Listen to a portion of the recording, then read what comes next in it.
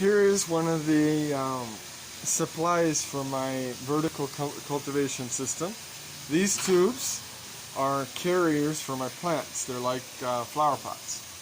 They get a wire to keep them from falling in, and then they get stuck in the holes in the walls. Okay, so that's pretty simple.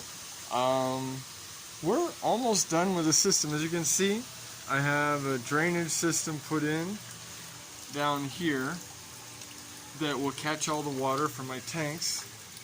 You come over here, I'll show you. Here's some gouramis. I know everybody's familiar with gouramis.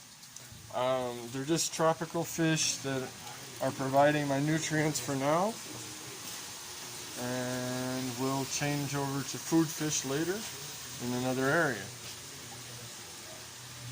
Okay, over there you see my wonderful setup.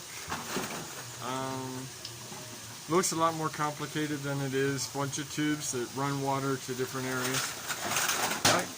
Be careful, cuidado. This is another setup that does the same thing. Every tube runs to a sprayer in the wall. There you go. Pretty simple. Here's an on-off switch. Over there's another on-off switch. They're actually ball valves, but they allow me to keep the water in the system while I work on it. Okay, so as you can see, we have drainage, we have plastic here that keeps the spray from spraying out of my system.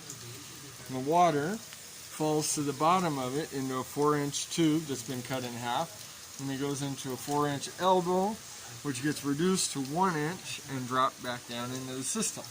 Pretty simple stuff. And yeah, that's it, guys. Alright, bye-bye.